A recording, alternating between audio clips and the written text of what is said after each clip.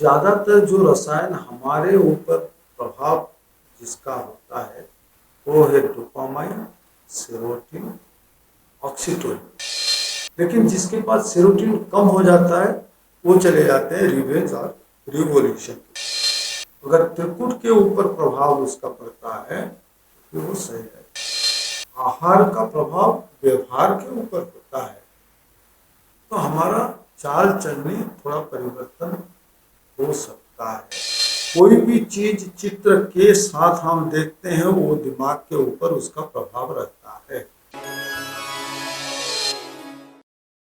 नमस्ते, जय गुरुदेव गुरुजी। मैं बनारस से आई हूँ। मेरा नाम वनीता है। आपकी ग्रेस से, आपकी कृपा से बनारस में जो रेकी मिशन का आश्रम चलता है वहाँ पे हमारे पास बहुत तरह की थेरेपीज़ होती हैं पेशेंट्स की, और उन्हीं के कुछ क्वेश्चंस का समाधान ढूंढने के लिए यहाँ हम आपके पास आए हैं। अब जहाँ तक रिलेशनशिप्स के ऊपर एक क्वेश्चन था, आज की जो यंग जनरेशन है वो शुरू में जब रिलेशन में आती है तो बहुत अच्छा सब कुछ चल रहा होता है, सब कुछ बहुत प्यार से होता है, सब कुछ अच्छा एकदम स्मूथ हो रहा होता है। बट धीरे धीरे जेलसी आ जाती है, हेट्रेड आ जाता है।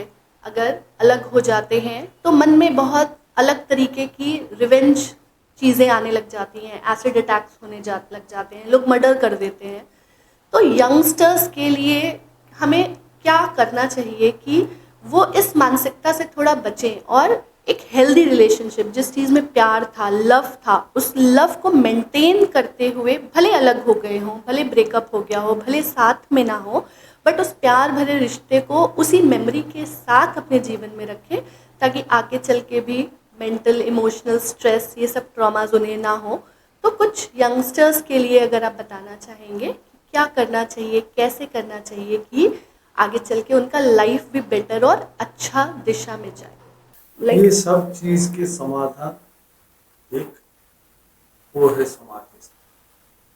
इसका मतलब साधना ही इस सब चीज का समाधान है। क्यों मैं सीधा सीधा बोल रहा हूँ कि साधना या समाधिस्थ होना इसका समाधान है। ये जो सब चीज होता है, you are attacked by someone and after some days distraction, then revolution or revenge, यही है स्तर। तो ये सब कौन कराता है? किसी के प्रति अट्रैक्ट होना, फिर अगर सेक्सुअल प्लेजर हो या किसी प्रकार का आनंद का अनुभूति के बाद फिर डिस्ट्रैक्ट हो जाना, ये सब क्यों होता है? ये हमारे दिमाग, ये सिर के भीतर बहुत सारे रसायन काम करते हैं और ज़्यादातर जो रसायन हमारे ऊपर प्रभाव जिसका होता है वो है डोपामाइन, सेरोटिन, ऑक्सीटोसिन। ऑक्सीटोसिन जो है वो हमको सामाजिक करना सिखाता है, social and very polish, love, love binding, bonding, ये सब हमको ऑक्सीटोसिन सिखाता है। लेकिन रिवेंज होना, अट्रैक्ट होना, अट्रैक्ट के बाद डिस्ट्रैक्शन होना, ये सब क्या करता है? डोपामाइन जो है वो हमको कराता है। तो अगर सिर के भीतर डोपामाइन ज़्यादा हो जाता है तो हम ये सोचते हैं, और ये कब होता है?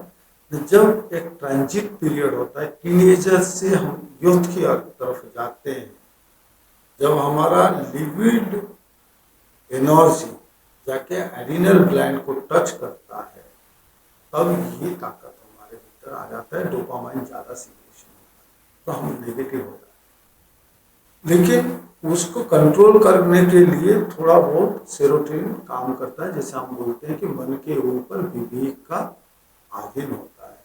तो सेरोटोनिन ऐसा हार्मोन है जो हमारे भीतर विवेक पैदा करता है और हम थोड़ा बहुत कंट्रोल कर लेते हैं। जैसे बहुत सारे बच्चे हैं जो अट्रैक्शन होता है, उसके बाद डिस्ट्रैक्शन, और वो नॉर्मल हो जाते हैं, रिवेंज और रिवोल्यूशन की ओर नहीं जाते। लेकिन जिसके पास सेरोटोनिन कम हो जाता है वो चले जाते हैं रिवेंज और रिवोल्यूशन। अगर ये सब को हम पहले से दफन कर ले, अट्रैक्शन को ही दफन कर ले, तो फिर ना डिस्ट्रक्शन आएगा, ना रिवेंज, ना रिवोल्यूशन। वो कैसे होता है? ऑक्सीटोसिन। ऑक्सीटोसिन का काम है कि ये हमको कंट्रोल करके रखता है। और वो कैसे सिग्रेशन होता है? If we are giving more pressure on our pituitary gland, अगर त्रिकुट के ऊपर प्रभाव उसका पड़ता है तो वो सही रहता है। तो इसके लिए हमारे मुनि ऋषियों ने बड़े सहज उपाय, सहज ढंग से उसको बताया कि हमको सुबह, शाम और दोपहर को संध्या करना जरूरी है। अगर 3 टाइम नहीं कर सकते, एक बार कर लेना चाहिए संध्या। और थोड़ा समय आंख बंद करके बैठ जाए। जब आंख बंद करके बैठते हैं तो ये हार्मोन सिक्रीशन ज़्यादा होता है। तो हम अपने आप के भीतर रहते हैं। लोभ, मोह, काम, क्रोध, ये सब जो है पैदा करने की जो रसायन है, जो डोपामाइन है, वो कंट्रोल में रहता है। तो आजकल जो टीनेजर्स है उनको एक निवेदन करना चाहता हूँ, ये स्थितियाँ आजकल हमारे देश में ज़्यादा दिखाई देता है। अट्रैक्शन, डिस्ट्रैक्शन, देन रिवोल्यूशन और रिवेंज।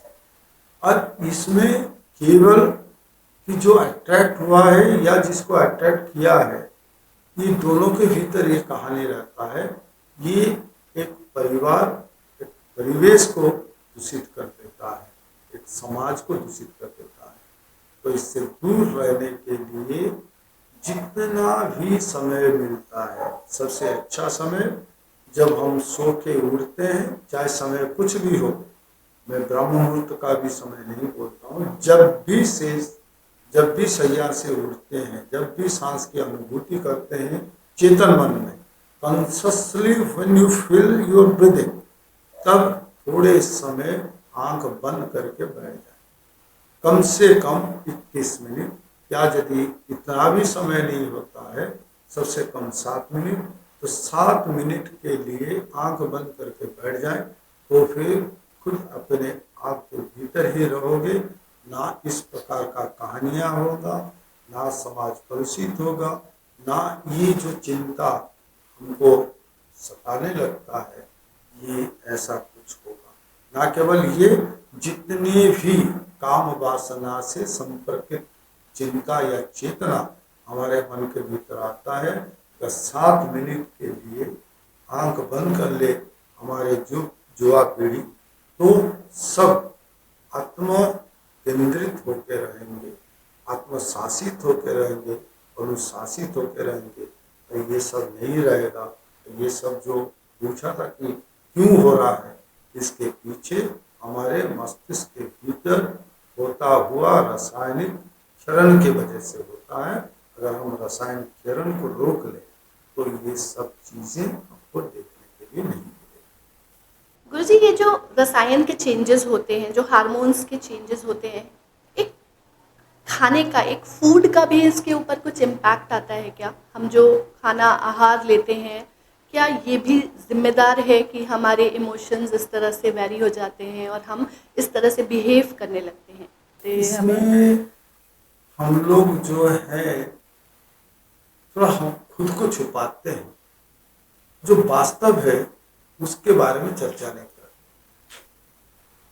हम लोग सीधा उंगली दिखा देते हैं खाने पीने के ऊपर, लेकिन शास्त्र में ये लिखा गया है कि आहार का प्रभाव व्यवहार के ऊपर होता है। तो हमारा चाल चलनी थोड़ा परिवर्तन हो सकता है। लेकिन ये जो केमिकल चेंजेस है आज बहुत क्यों हो रहा है, उसका एक सहज बात है। जैसे कोई बच्चा जाता है स्कूल पढ़ने के लिए, वो 3 घंटा का क्लास होता है, 3 घंटे में वो सब कुछ पढ़ाई करके आता है। वो जब बाहर निकलता है गेट में, उसको पूछो कि आज जो टीचर है कैसे पढ़ाया, कौन सा डायलॉग और कौन सा सब्जेक्ट के ऊपर स्ट्रेस दिया, या उसका कौन सा जो बात है तुमको अच्छा लगा, तो वो सोचने लगे। कि वही 3 घंटे का पिक्चर उसको दिखा के लेके आओ, पिक्चर गेट के बाहर उसको पूछो कौन सा डायलॉग अच्छा लगा, कौन सा गाना अच्छा लगा, हीरो कौन सा कपड़ा पहना हुआ था, हीरोइन कैसे नाच रहा था, वो सब बता देगा। क्यों? Because it is human psychology, हमारे मनस्तत्व के ऊपर ये आधारित है। कोई भी चीज चित्र के साथ हम देखते हैं वो दिमाग के ऊपर उसका प्रभाव रहता है। जैसे हम जब पढ़ाई शुरू किए बचपन में, जैसे नर्सरी KG1 KG2, उसमें क्या होता है, जो किताब होता है उसमें लिखाई तो छोटा होता है, पिक्चर बड़ा होता है। क्यों? बच्चा पिक्चर को देख के वो दिमाग में रख लेता है। जैसे जैसे क्लास बढ़ता जाता है तो लिखाई ज़्यादा होता है, कहीं पिक्चर ही नहीं होता है, बस लिखाई ही लिखाई। क्यों? क्योंकि हम बड़े हो गए तो हमारा मेमोरी बढ़ गया है और पिक्चर की कोई ज़रूरत नहीं। तो वैसा ही आज हमारे पीढ़ी के ऊपर प्रभाव है वो चित्र का ही है। चाहे चलचित्र हो चाहे चित्र हो, उसके प्रभाव में अभी हमारे जो युवा पीढ़ी है वो इफेक्ट उनके ऊपर है, जिसके वजह से ये जो टेंडेंसी है, ये जो केमिकल चेंजेस है, ये जो लिबिडो फोर्स का काम करना बढ़ गया है, सिर्फ इसी के कारण effect of the pictures. It may be movies, or maybe still picture, or anything they are visualizing in this society. जो देखते हैं और दिखाई के साथ साथ उनके समझ में आता है, उसका प्रभाव आज इतना हो गया है बच्चों के ऊपर, इसका प्रभाव आज पड़ रहा है। जैसे गांधी जी की छोटी सी बात थी कि वो अपने लाइफ में लिखें कि वो जीवन में एक गलती की, क्या ना, वो बीड़ी पी। क्यों? क्योंकि वो देखे कि उनके पिताजी पी रहे थे तो इंस्पायर इसी से हुई, having the effect of the picture. वो देखे इसीलिए मन में ये स्वभाव आ गया कि वो पीने लगे।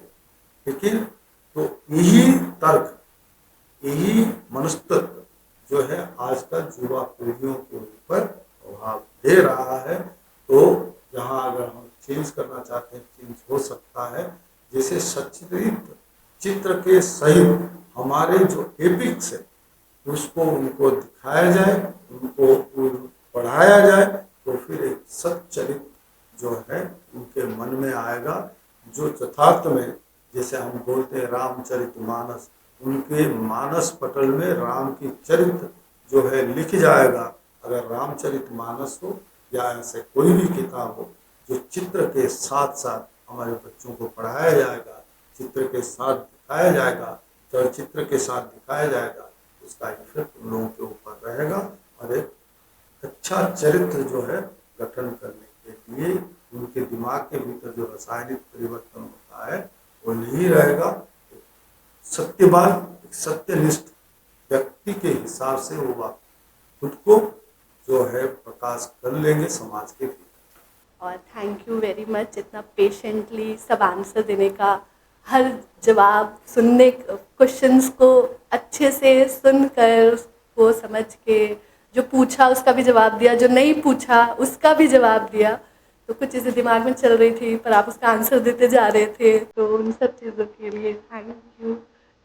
जय गुरुदेव।